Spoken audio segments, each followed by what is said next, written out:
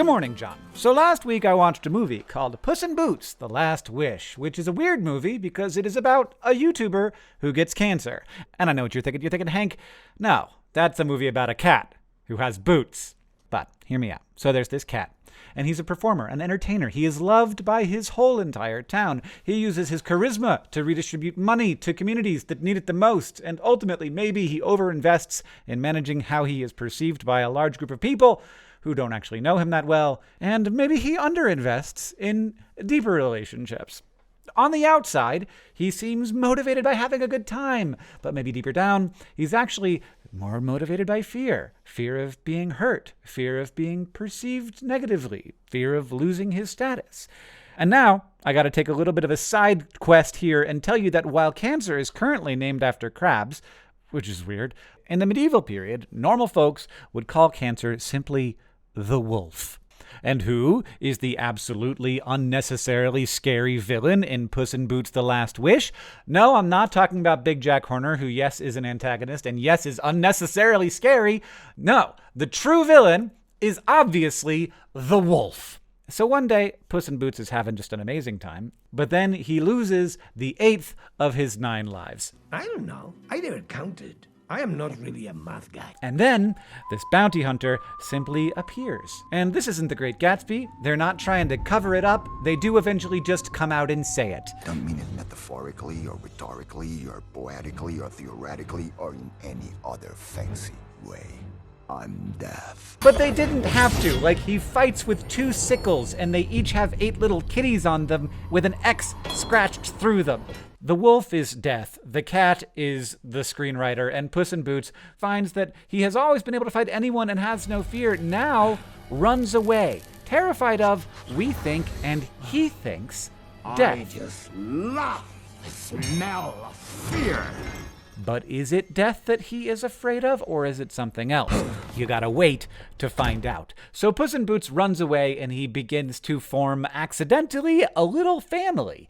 There's a romantic interest who's named Kitty Softpaws.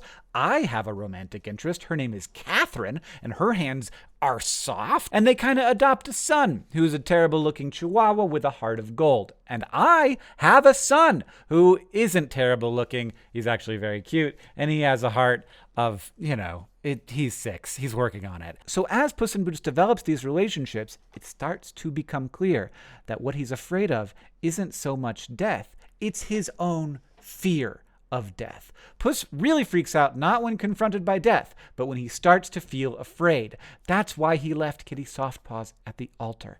I ran away then, too. Oh. And it's why him running away is always preceded by his fur beginning to stand on end. He's not running away from death. He's running away from his fear of death. Not to get too deep into spoilers here, I promise there's lots of amazing stuff I'm leaving out, and it is on Netflix right now. He develops ways of dealing with his fear, which includes, get this, deeper relationships with his new family.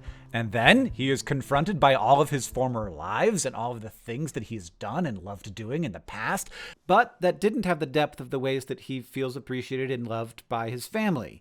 And his former selves, well, they are appalled to see him turn away from them. But he wants to. You know what? You guys are jerks. It is very conflicting for me. In the end, Puss in Boots ends up afraid of death, but not afraid of his fear. This anxiety stops piling and piling and piling on top of him, and in that moment, the cat, the YouTuber, is able to fight the wolf, death, while knowing that there is no way to ultimately defeat it. If you beat death this time, you will be fighting death again.